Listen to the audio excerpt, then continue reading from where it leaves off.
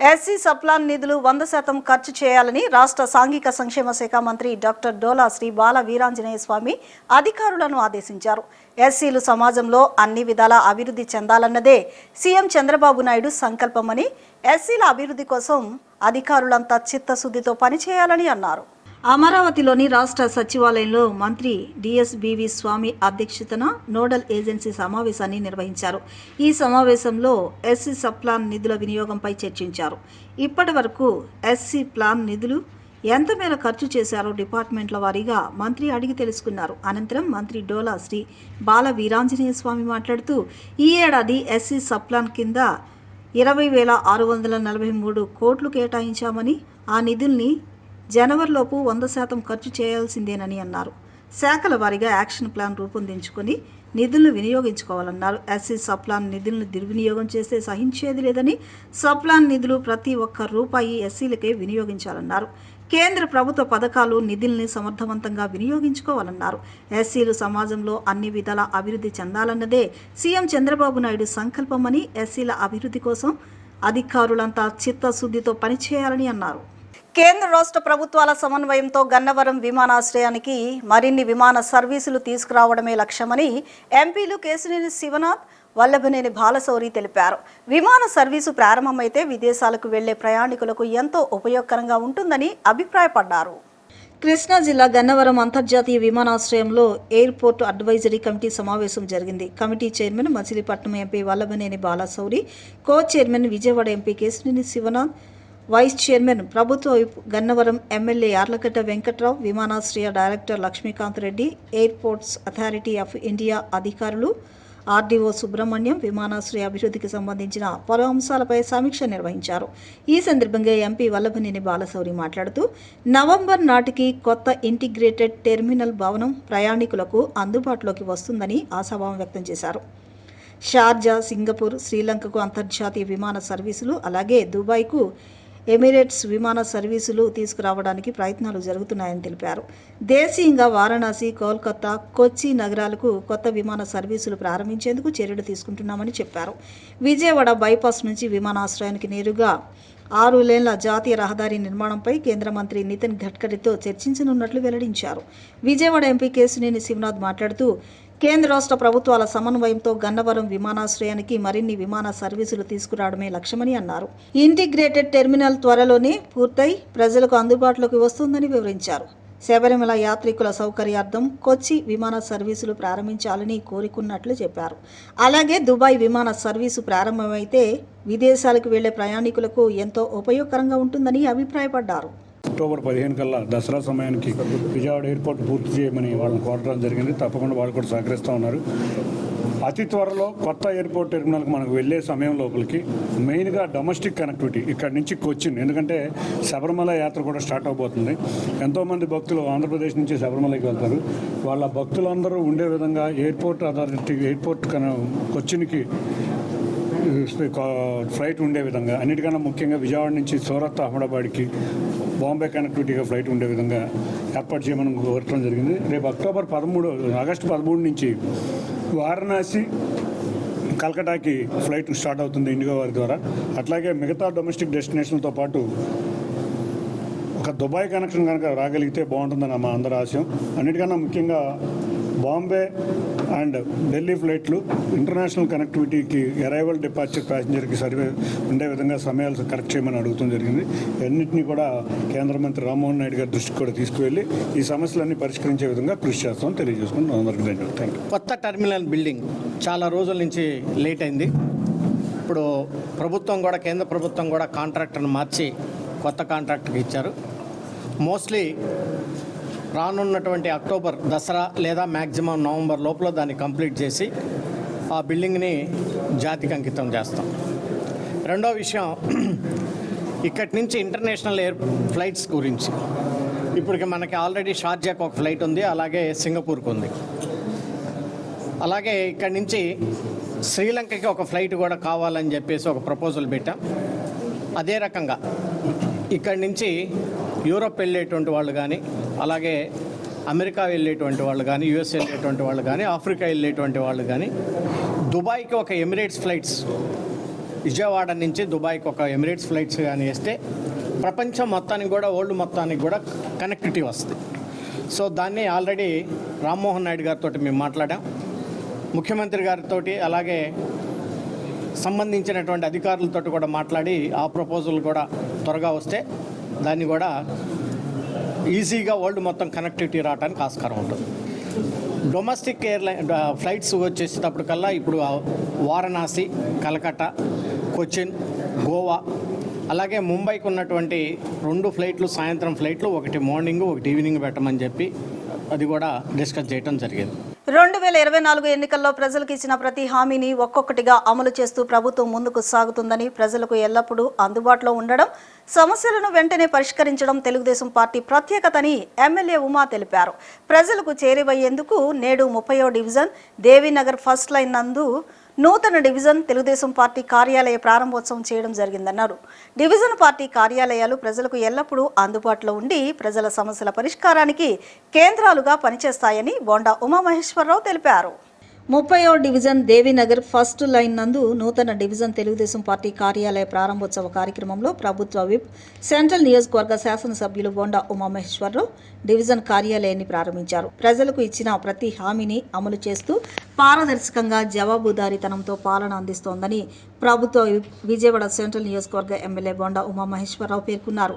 ఈ సందర్భంగా బోండా ఉమ మాట్లాడుతూ 2024 ఎన్నికల్లో ప్రజలకు ఇచ్చిన ప్రతి హామీని ఒక్కొక్కటిగా అమలు చేస్తూ ప్రభుత్వం ముందుకు సాగుతుందని, ప్రజలకు ఎల్లప్పుడూ అందుబాటులో ఉండడం, సమస్యలను వెంటనే పరిష్కరించడం తెలుగుదేశం పార్టీ ప్రత్యేకతని అన్నారు.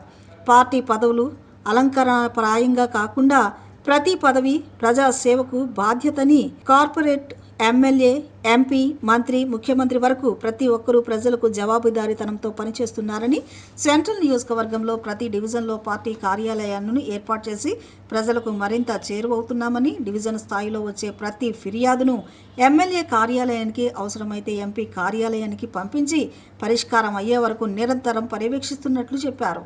2024 తెలుగుదేశం పార్టీ ఎన్నికల్లో పోటీ చేస్తున్నప్పుడు ఏదైతే ప్రజలకి హామీలు ఇచ్చామో, ఇచ్చిన ప్రతి హామీని కూడా నెరవేర్చి ఇవాళ ప్రజల్లో ఉన్నాం. నిత్యం ప్రజలకి జవాబుదారితనంగా కార్పొరేటరు, ఎమ్మెల్యే, ఎంపీ, మంత్రి, ముఖ్యమంత్రి వరకు కూడా ప్రజలకి జవాబుదారితనంగా ఉండి పనిచేస్తూ ఉన్నాం. మాకు తెలుగుదేశం పార్టీకి పదవి ఒక అలంకారం కాదు, ఒక బాధ్యత.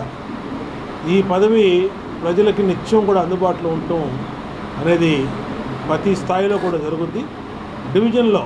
డివిజన్ స్థాయి డివిజన్ పార్టీ అధ్యక్షులు కార్యాలయాలు పెట్టుకొని ఆ కార్యాలయాల ద్వారా ఎప్పుడు ఏ కంప్లైంట్ వచ్చినా ఆ కంప్లైంట్ని శాసనసభ్యుని కార్యాలయానికి, అలాగే ఇంకా ఎంపీ కార్యాలయం వెళ్ళాల్సిన ఉంటే ఎంపీ కార్యాలయానికి పంపించి ఆ సమస్యల పరిష్కారం కోసం నిత్యం పనిచేయడం జరుగుతూ ఉంది. ఇవాళ చాలా సంతోషం. ప్రతి శుక్రవారం మా కార్యాలయంలో ప్రజా దర్బార్ అని ఏదైతే నిర్వహిస్తూ ఉన్నామో ఆ ప్రజా దర్బార్లో వచ్చిన ప్రతి అర్జీకి జవాబుదారితనంగా ముందుకెళ్తూ ఉన్నాం. ముఖ్యమంత్రి సహాయ నిధి ద్వారా దాదాపు 15 కోట్ల రూపాయలు ఇవాళకి ప్రజలకు సహాయం చేశాం.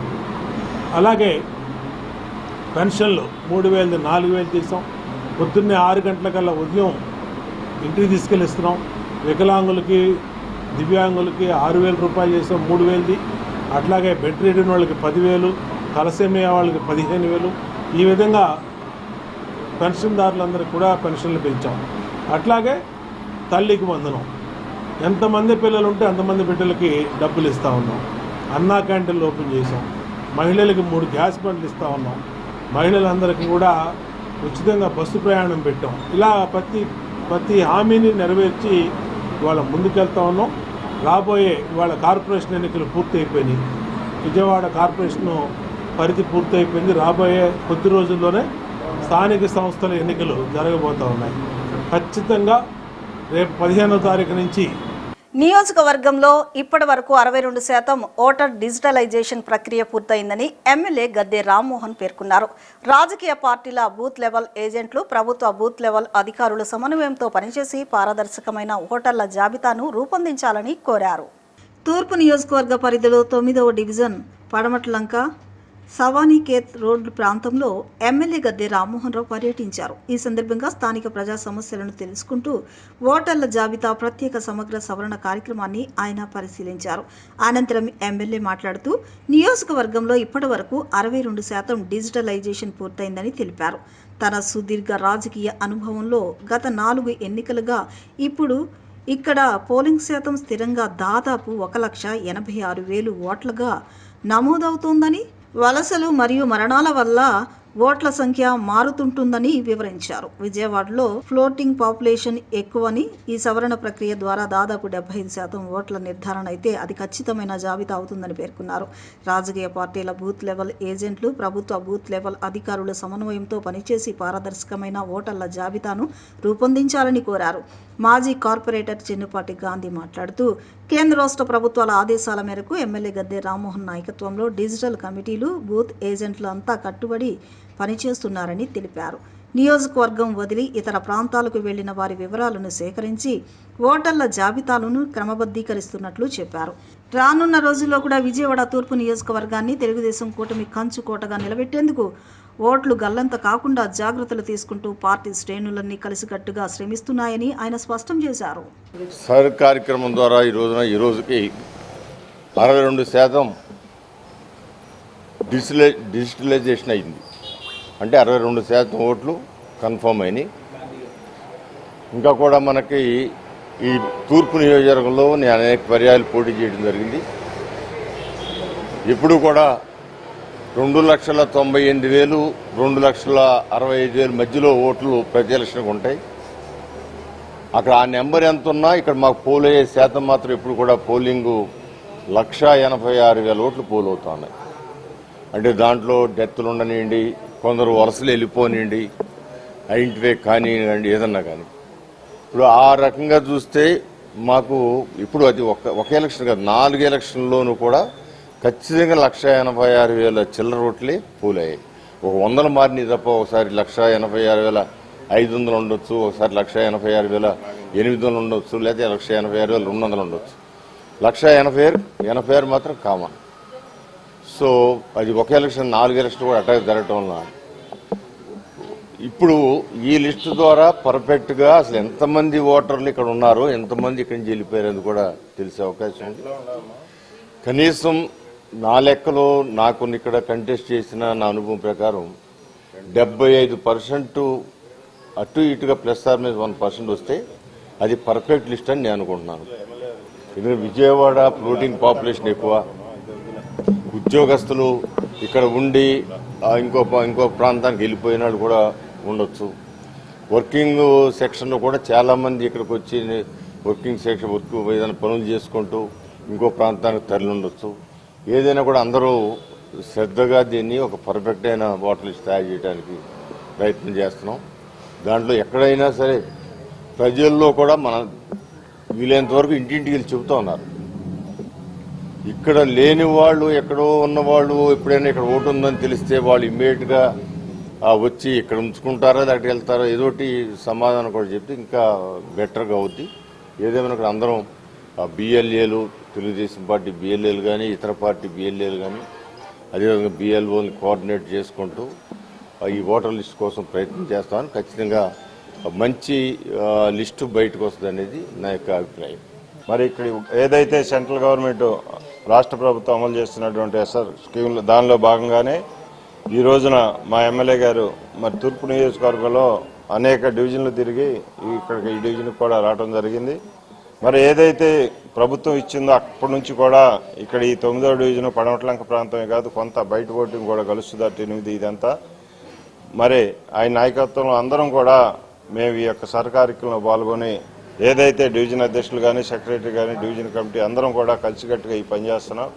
ఏదైతే ఇతర ప్రాంతాలకు వెళ్ళిన వాళ్ళు కానీ, ఇతర ప్రాంతం నుండి ఇక్కడ ఉద్యోగరీత్యా బయటకు వెళ్ళిన వాళ్ళు కానీ వాళ్ళందరినీ కూడా పిలిచి ఇక్కడ ఉన్నటువంటి గవర్నమెంట్ తరఫున వచ్చినట్టు బిఎల్ఏలు అందరం కలిసి మూకుమ్మడిగా ఈ కార్యక్రమం చేస్తున్నాం. ఏదైతే ఈ కార్యక్రమం సెంట్రల్ గవర్నమెంట్ కానీ, రాష్ట్ర ప్రభుత్వం కానీ ఇచ్చిందో దానికి తగ్గట్టుగానే తూర్పు నియోజకవర్గంలో మరి గతంలో ఏదైతే ఈ యొక్క నియోజకవర్గంలో మరి తెలుగుదేశం పార్టీ కంచుకోట, ఆ కంచుకోటను కూడా రానున్న ఎన్నికల్లో కూడా నిలబెట్టుకునే విధంగా మేమందరం ఓట్లు ఇటు పోకుండా ఇక్కడ ఉన్న ఓట్లను జాగ్రత్త చేసే పని మీద తెలుగుదేశం పార్టీ కూటమి నాయకులు అందరం కలిసికట్టుగా పనిచేస్తున్నాం. లేబర్ కాలనీ గ్రౌండ్ లో డూండి గణేష్ సేవా సమితి ఆధ్వర్యంలో ఏర్పాటు చేయనున్న 72 అడుగుల మహా మట్టి గణపతి విగ్రహ నిర్మాణానికి ఎంపీ కేశినేని చిన్ని భూమి పూజ చేశారు. పర్యావరణ పరిరక్షణలో భాగంగా ప్రతి ఏటా ఇక్కడ మట్టి గణపతిని ప్రతిష్ఠించడం అభినందనీయమన్నారు. గత ఏడాది ముఖ్యమంత్రి చంద్రబాబు నాయుడు కూడా ఈ వేడుకల్లో పాల్గొని రాష్ట్ర వ్యాప్తంగా పర్యావరణ హిత వినాయక విగ్రహాలనే వాడాలని పిలుపునిచ్చిన విషయాన్ని ఆయన గుర్తు చేశారు. హైదరాబాద్ తరహాలోనే విజయవాడ గణేష్ ఉత్సవాలు కూడా ప్రత్యేక గుర్తింపు తెచ్చుకుంటున్నాయని హర్షం వ్యక్తం చేశారు. విజయవాడ లేబర్ కాలనీ గ్రౌండ్ లో డూండి గణేష్ సేవా సమితి ఆధ్వర్యంలో ఏర్పాటు చేయనున్న 72 అడుగుల మహా మట్టి గణపతి విగ్రహ నిర్మాణానికి భూమి పూజ శంకుస్థాపన మహోత్సవం వైభవంగా జరిగింది. సంస్థ 6వ వార్షికోత్సవం సందర్భంగా నిర్వహించిన ఈ కార్యక్రమానికి విజయవాడ ఎంపీ కేశినేని శివనాథ్, ఎన్టీఆర్ జిల్లా టీడీపీ అధ్యక్షురాలు గద్దె అనురాధ, మాజీ ఎమ్మెల్సీ బుద్దా వెంకన్న, డూండి గణేష్ సేవా సమితి ప్రతినిధులు హాజరై ప్రత్యేక పూజలు నిర్వహించారు. ఈ సందర్భంగా ఎంపీ కేశినేని శివనాథ్ మాట్లాడుతూ పర్యావరణ పరిరక్షణలో భాగంగా ప్రతి ఏటా ఇక్కడ మట్టి గణపతిని ప్రతిష్ఠించడం అభినందనీయమన్నారు. ఈ ఏడాది ముఖ్యమంత్రి నారా చంద్రబాబు నాయుడు కూడా ఈ వేడుకల్లో పాల్గొని రాష్ట్ర వ్యాప్తంగా పర్యావరణ హిత వినాయక విగ్రహాలనే వాడాలని పిలుపునిచ్చిన విషయాన్ని ఆయన గుర్తు చేశారు. ఈ ఏడాది కూడా ప్రజలంతా తమ ఇళ్లలో మట్టి వినాయకులనే పూజించి కాలుష్యాన్ని నివారించాలని కోరుకున్నారు. విజయవాడ నగరం మత సామరస్యానికి ప్రతీకని, అన్ని మతాల వారు ఇక్కడ సోదర భావంతో పండుగలు జరుపుకుంటారని చెప్పారు. హైదరాబాద్ తరహాలోని విజయవాడ గణేష్ ఉత్సవాలు కూడా ప్రత్యేక గుర్తింపు తెచ్చుకుంటున్నాయని హర్షం వ్యక్తం చేశారు.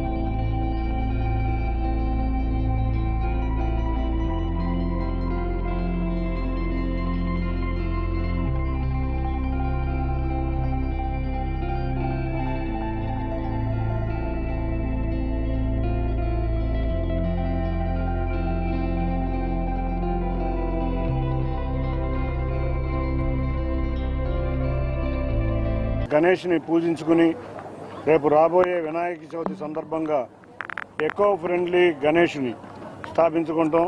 దానిలో భాగంగా ఇవాళ భూమి పూజ కార్యక్రమం జరుగుతుంది. 72 అడుగుల విగ్రహం, అన్నిటికన్నా ముఖ్యంగా ఎకో ఫ్రెండ్లీ విగ్రహం. గత సంవత్సరం కూడా మనం చూసాం. ఈ ఎకో ఫ్రెండ్లీ విగ్రహాన్ని నిమజ్జనం కూడా చక్కటి పద్ధతుల్లో ఇక్కడ చేసుకున్నాం. విగ్రహాన్ని సందర్శించారు వారు. ఆ రోజు అందరికీ ఒకటే పిలిపించారు, ఎకో ఫ్రెండ్లీ వినాయకుడిని ఆంధ్రప్రదేశ్ రాష్ట్రం అంతా కూడా పెట్టుకుందాం.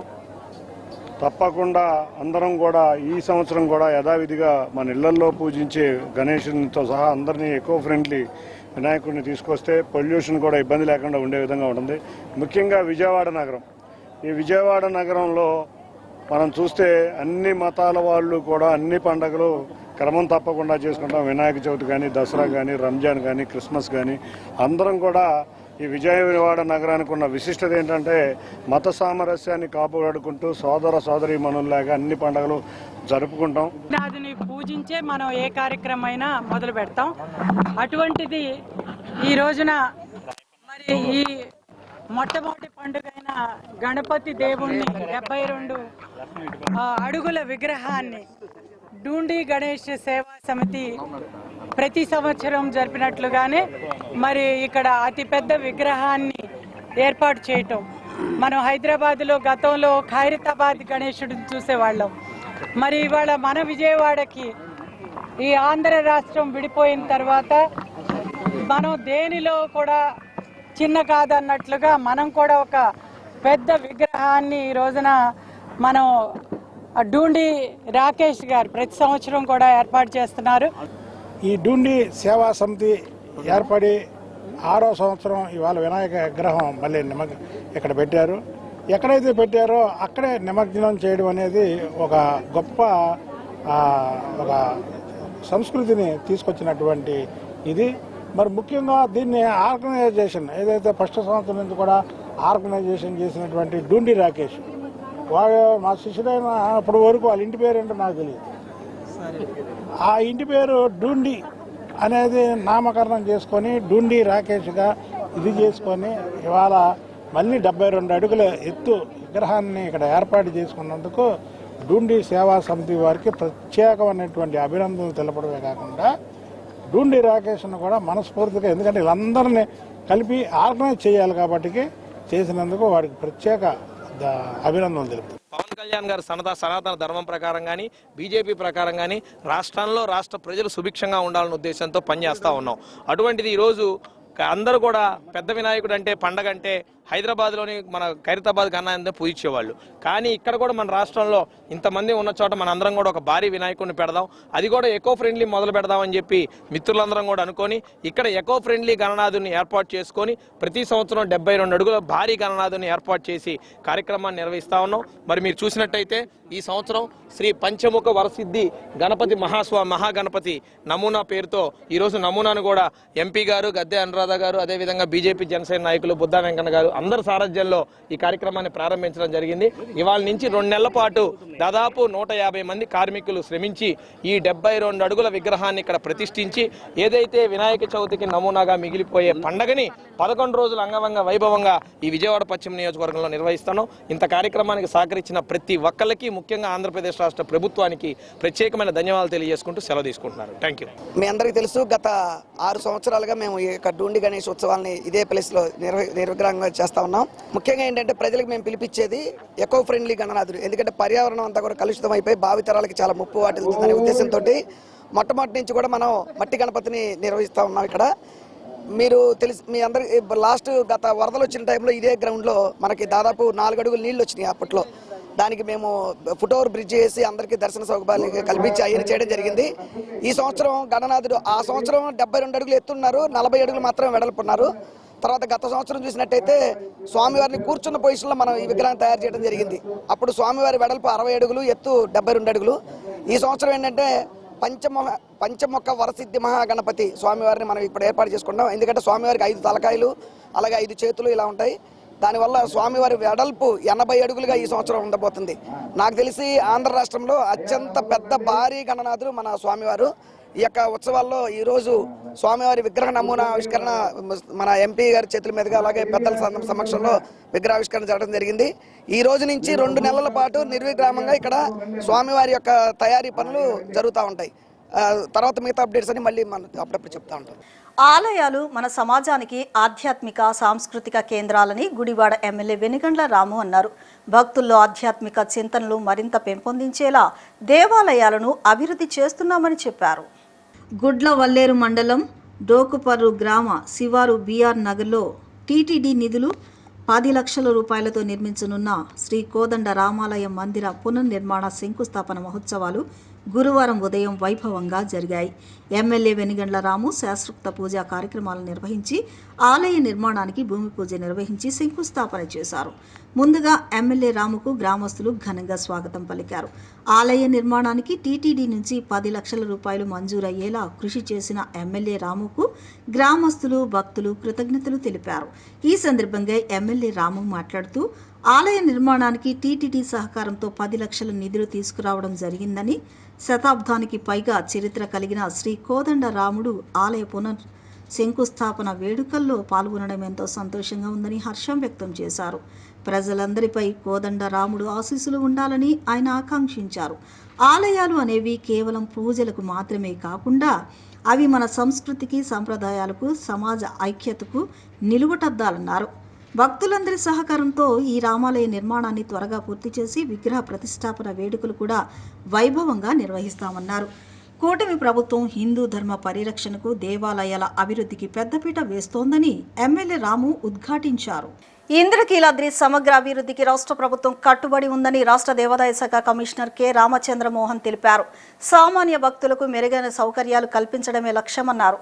జూలై 15 లోపు ఇంద్రకీలాద్రి మాస్టర్ ప్లాన్ ముసాయిదా సిద్ధం చేయాలని, శ్రావణ మాసంలోగా నూతన లడ్డూ పోటు అన్నదాన భవనాన్ని భక్తుల వినియోగంలోకి తీసుకురావాలని అధికారులను ఆదేశించారు. ఇంద్రకీలాద్రిపై నిర్మాణంలో ఉన్న నూతన లడ్డూ పోటు అన్నప్రసాద భవన పనులను దేవాదాయ శాఖ కమిషనర్ కె రామచంద్రమోహన్ పరిశీలించారు. పనులు ఆశించిన వేగంతో సాగకపోవడంపై అసంతృప్తి వ్యక్తం చేసిన ఆయన దసరా నవరాత్రి ఉత్సవాలను దృష్టిలో పెట్టుకుని 24 గంటలు షిఫ్ట్లో పని పూర్తి చేయాలని ఆదేశాలు జారీ చేశారు. నిర్మాణ నాణ్యతలో ఎలాంటి రాజీ ఉండకూడదని, శ్రావణ మాసంలోనే ఈ 2 భవనాలు భక్తులకు అందుబాటులోకి రావాలని సూచించారు. అలాగే ఎలివేటెడ్ క్యూ కాంప్లెక్స్ వద్ద భక్తుల కోసం కేటాయించిన స్థలాల్లో వాణిజ్య దుకాణాలు ఏర్పాటు చేయడంపై ఆగ్రహం వ్యక్తం చేసిన కమిషనర్ వాటిని వెంటనే తొలగించాలని ఆదేశించారు. ఇంద్రకీలాద్రిపై ప్రతి అంగుళం భూమి భక్తుల సౌకర్యాల కోసమే వినియోగించాలని ఆయన స్పష్టం చేశారు. దుర్గామల్లేశ్వర స్వామివారి దేవస్థానంలో మౌలిక వసతులని పెంచడంలో భాగంగా అన్నదానం కాంప్లెక్స్, అదేవిధంగా పోటు ప్రసాదశాల నిర్మాణాల గతంలోనే చేపట్టడం జరిగింది. అయితే త్వరలో దసరా నవరాత్రులు ప్రారంభం కానున్న నేపథ్యంలో వీటిని వీలైనంత త్వరితంగా ఈ నిర్మాణ కార్యక్రమాలను పూర్తి చేయవలసి ఉంది. సివిల్ వర్క్స్ దాదాపుగా పూర్తిగా వచ్చినాయి. ఇంకా కొన్ని చోట్ల విండోలు, కిటికీలు, ద్వారాలు, అదేవిధంగా రంగులు, కొన్ని మైనర్ వర్క్స్ ఇంకా మిగిలి ఉన్నాయి. వాటన్నింటినీ కూడా తొందరగా పూర్తి చేయమని ఈ దేవస్థానం ఇంజనీర్లని ఈరోజు చూసి ఆదేశించడం జరిగింది. ఈ 2 కూడా పోటు ప్రసాదశాల, అదేవిధంగా అన్నదానం కాంప్లెక్స్ ఈ దసరా ఉత్సవాల్లోనే భక్తులకు వినియోగంలో తేవడానికి అన్ని రకాల ప్రయత్నం చేయమని చెప్పడం జరిగింది. ఎట్టి పరిస్థితుల్లోనూ కూడా ఆ సమయానికి వినియోగంలోకి రావాలని చెప్పాం. ఈ శ్రావణ మాసంలోనే వీటిని ప్రారంభం చేయగలమని ఆశిస్తూ ఉన్నాం. తప్పనిసరిగా ఈ రోజున ఈ లోపుగా ఏ పనులు ఉన్నప్పటికీ కూడా యుద్ధ ప్రాతిపదికన అన్నీ కూడా పూర్తి చేయాలని దేవస్థానం అధికారులని, అదేవిధంగా ఇంజనీరింగ్ సిబ్బందిని ఆదేశించడం జరిగింది. అవునండి, జూలైలో పూర్తి చేయమని చెప్పడం జరిగింది. కొంచెం నా అబ్జర్వేషన్ కూడా కొంచెం ఆలస్యం జరిగింది. ఈ పనుల్లో అవ్వాల్సిన కాలానికి పూర్తి చేయలేకపోయారు. అంచేత ఖచ్చితంగా ఎట్టి పరిస్థితుల్లోనూ ఈ శ్రావణ మాసంలో ప్రారంభించే విధంగా ఎట్టి పరిస్థితులను పూర్తి చేయాలని గట్టిగా నేను చెప్పడం జరిగింది. మాజీ మంత్రి కొడాలి నానిపై టీడీపీ జాతీయ ఉపాధ్యక్షులు బుద్దా వెంకన్న తీవ్ర విమర్శలు చేశారు. చంద్రబాబు నాయుడు పవన్ కళ్యాణ్పై అనుచిత వ్యాఖ్యలు చేయడం మానుకోవాలని కొడాలి నానికి హెచ్చరించారు. దమ్ముంటే వ్యక్తిగత విమర్శలకు బదులుగా బహిరంగ చర్చకు రావాలని సవాల్ విసిరారు. వైసీపీ ఓటమికి ఆ పార్టీ నాయకుల వ్యవహార శైలే కారణమని, అధికారంలో ఉన్నా లేకున్నా ప్రజా సమస్యలపై తాము ధైర్యంగా మాట్లాడతామని అన్నారు. చంద్రబాబు పవన్ కళ్యాణ్ల మధ్య ఉన్న ఐక్యతను ఎలాంటి కుట్రలతోనూ దెబ్బతీయలేరని, చట్టాలను ప్రజాస్వామ్య వ్యవస్థను అవమానించే వ్యాఖ్యలపై చర్యలు తీసుకోవాలని ప్రభుత్వాన్ని కోరారు.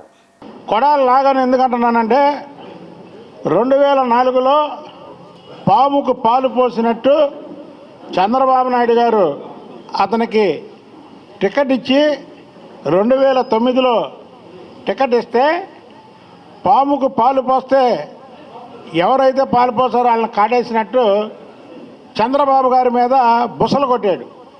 వైసీపీ ప్రభుత్వంలో కొట్టి తొడ కొట్టాడు, కాలు కొట్టాడు, చెయ్యి కొట్టాడు, తలకాయ కొట్టాడు. డామ్ డోమ్ నా మీద నువ్వు పోటీ చేయ, వంశీ మీద లోకేష్ని పోటీ చేయమని అని ఆ విర్రవీకారు. హనుమంతుడి ముందు కుప్పిగెంతులు వేసినట్టు. అసలు కుప్పిగెంతులకు కూడా వీళ్ళు పనికిరారు. ప్రతి ప్రెస్ మీట్లో దమ్ముంటే నా మీద నువ్వు పోటీ చంద్రబాబు గారిని, వంశీ మీద లోకేష్ గారిని పోటీ చేయమని. వంశీ కూడా ఇదే డైలాగ్. వీళ్ళేదో పెద్ద మోనార్కుల్లాగా 2024లో ఒక కొత్త క్యాండిడేట్ని తీసుకొచ్చి గుడివాళ్ళ పెడితే చిత్తుగా ఓడిపోయాడు ఈ నాగబాబు. ఏ వంశీ మీద అయితే వైసీపీ క్యాండిడేట్గా ఓడిపోయాడో యార్లగడ్డ వెంకటరావు గారు తెలుగుదేశం పార్టీలో చేరితే తెలుగుదేశం టికెట్ మీద బంపర్ మెజార్టీతో గెలిచాడు. అది తెలుగుదేశం పార్టీ సత్తా, అది చంద్రబాబు నాయుడు గారి సత్తా. మీరేదో చంద్రబాబు నాయుడు గారు వెనకాతలు ఉన్నప్పుడు నలుగురు ఫోటోలు దిగారు, నలుగురు ఏదో ఇచ్చేశారు, ఇది మా బలం అనుకొని విర్రవీగారు. విర్రవీగి ఒకలేం జైలుకి వెళ్ళి కలిసి జగన్మోహన్ రెడ్డిని, ఇంకొకలేం భయంతో పారిపోయిన వాళ్ళు పారిపోయినట్టున్నారా? ఇందా నేను చెప్పినట్టు తొడలో జబ్బలో హైకోర్టు ఈ కోర్టు 2 కొట్టుకుందాం, అలా చూసుకుందాం పోసుకుందాం అన్నారు. స్మార్ట్ మీటర్లపై కూటమి ప్రభుత్వం మాట తప్పిందని నమ్మక ద్రోహం చేసి అదానీ సంస్థకు దాసోహం అవుతోందని సిపిఎం రాష్ట్ర కార్యదర్శి వర్గ సభ్యులు సిహెచ్ బాబురావు, రాష్ట్ర కమిటీ సభ్యులు దోనిపూడి కాశీనాథ్ కూటమి ప్రభుత్వంపై తీవ్ర స్థాయి విమర్శలు గుప్పించారు. ఎన్నికలకు ముందు స్మార్ట్ మీటర్లు పెడితే పగలగొట్టాలని పిలుపునిచ్చిన కూటమి నేడు బలవంతంగా ప్రజలు కళ్లుగప్పి స్మార్ట్ మీటర్లు ప్రతి ఇంటికి బిగించడానికి ప్రయత్నిస్తోందని, స్మార్ట్ మీటర్లు బిగింపుడు ఆపాలని, బిగించిన మీటర్లు తొలగించాలని వారు డిమాండ్ చేశారు. నగరంలోని శ్రీ భవన్ నందు నిర్వహించిన మీడియా సమావేశంలో వారు మాట్లాడుతూ కూటమి పాలనలో మరింతగా విద్యుత్ బాదుడు ఎక్కువైందని, 2 సంవత్సరాల్లో 21,000 కోట్ల రూపాయలు సర్దుబాటు ఛార్జీల భారం ప్రజలపై పడిందన్నారు. ఛార్జీలు పెంచలేదని, తగ్గించామని పాలకులు చేస్తున్న ప్రకటనలు మోసపూరితమని, స్మార్ట్ మీటర్లపై కూటమి మాట తప్పిందన్నారు. అదానీ షేకి సోలార్ విద్యుత్ ఒప్పందం అవినీతిని కూటమి కప్పిపుచ్చుకుంటుందని, విద్యుత్ భారాలపై బహిరంగ చర్చకు సిద్ధమా అని సవాల్ విసిరారు. విద్యుత్ భారాలు, స్మార్ట్ మీటర్లపై సిపిఎం పోరు ఆగదని, కూటమి ప్రభుత్వం విడుదల చేసిన 2 సంవత్సరాల విద్యుత్ ప్రగతి నివేదిక అబద్ధాలు, అవాస్తవాలని, పాక్షిక సత్యాలతో కూడిందని విమర్శించారు. విద్యుత్ ఛార్జీలు పెంచలేదని, తగ్గించామని చెప్పుకోవడం సిగ్గుచేటన్నారు. 20,000 కోట్ల రూపాయల భారం రాష్ట్ర ప్రభుత్వం భరించిందని చెప్పడం మరొక అబద్ధం అన్నారు. 13,054 కోట్ల విద్యుత్ సబ్సిడీ పంపిణీ సంస్థలకు ఇవ్వకుండా ప్రభుత్వం కాలయాపన చేస్తుందన్నారు. ఎన్నికలకు ముందు స్మార్ట్ మీటర్లు పెడితే పగలగొట్టాలని పిలుపునిచ్చిన కూటమి నేడు బలవంతంగా ప్రజలు కళ్లుగప్పి స్మార్ట్ మీటర్లు ప్రతి ఇంటికి బిగించడానికి ప్రయత్నిస్తుందని, స్మార్ట్ మీటర్లు బిగింపు ఆపాలని, బిగించిన మీటర్లు తొలగించాలని డిమాండ్ చేశారు. మేము అధికారంలోకి వస్తే కరెంటు ఛార్జీలు భారం పెంచబోము, అంతేకాదు తగ్గిస్తామని చంద్రబాబు నాయుడు గారు, కూటమి పార్టీలు హామీ ఇచ్చినాయి. ఇప్పుడు విద్యుత్ మంత్రి గారు, ముఖ్యమంత్రి గారు రోజు చెప్తున్నారు మేము పెంచలేదు, తగ్గించామని. ఇది పచ్చి అబద్ధం. అంతేకాదు 13 పైసలు మేము ట్రూ డౌన్ ద్వారా తగ్గించామంటున్నారు. ఇది కూడా ప్రజలని మభ్యపరిచేటువంటి ప్రకటన మాత్రమే. అలాగే సుమారుగా ఒక్కొక్క యూనిట్కి విద్యుత్కు అయ్యేటువంటి వ్యయం 52 పైసలు తగ్గించామంటున్నారు. మరి తగ్గిస్తే ప్రజలకి బిల్లులు తగ్గాలి. మేము అడుగుతున్నాం, మా సంగతి వదిలేద్దాం. కూటమి నేతల్ని, ప్రజాప్రతినిధులు ఎవరికైనా వాళ్ళ సగటు విద్యుత్ బిల్లు తగ్గిందా ఒక్కటైనా ముందు చూపించండి. వాడిన యూనిట్లు, వచ్చిన బిల్లు మీరు తగ్గించామన్నారు. ఈ 24 నెలల్లో ఒక్క నెలలోనే నా సగటు బిల్లు ఎక్కడా లేదు. ఈ కాలంలో సుమారుగా 21,000 కోట్ల రూపాయలు 24 నెలల్లోనే అదనపు భారం విద్యుత్ పేరుతో మోపారు. నాయుడు గురించి 2014, 2019లో చూసాం, అంతకుముందు చూసాం, దాదాపు 16 సంవత్సరాల పాటు చూసాం. ఈయన అబద్ధాలు రాయుడు, చంద్రబాబు నాయుడు కాదు. ఈ అబద్ధాలు రాయుడికి ఏదైనా చెప్పగలడు, ఏదైనా నమ్మించగలడు, ఏదైనా మోసం చేయడానికి ప్రయత్నం చేయగలడు.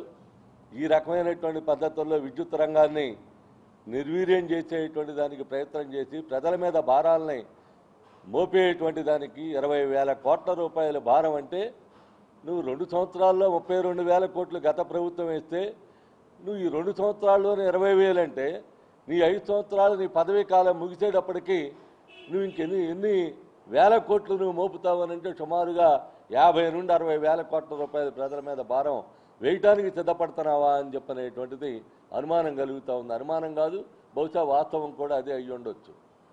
అబద్ధాలు చెప్పడం మానడం ఆయనకి అది సరిపోట్లా. ఖచ్చితంగా అబద్ధాలు చెప్తానే ఉంటాడు ఆయన. అందుకని స్మార్ట్ మీటర్లు కానీ, అదానీతో అక్రమ ఒప్పందం కానీ, సెకీ ఒప్పందాలను ఇచ్చేసేటువంటి దాంట్లో ప్రయత్నం చేయటం కానీ, గత ప్రభుత్వ హామీల్ని తొంగలో తొక్కి, గతంలో ఆయన ఎన్నికల్లో ఇచ్చినటువంటి హామీల్ని తొంగలో తొక్కి ఇప్పుడు గత ప్రభుత్వం కంటే మిన్నగా నేను చేస్తానని చెప్పనన్న పెద్ద మనిషి ఈరోజు ఎందుకు ఈ భారాలు మోపడానికి ప్రయత్నం చేస్తూ ఉన్నాడు అనేది ప్రజలు అర్థం చేసుకోవాల్సినటువంటి అవసరం ఉంది. ఇప్పుడు చిన్న విరామం తీసుకుంటాం.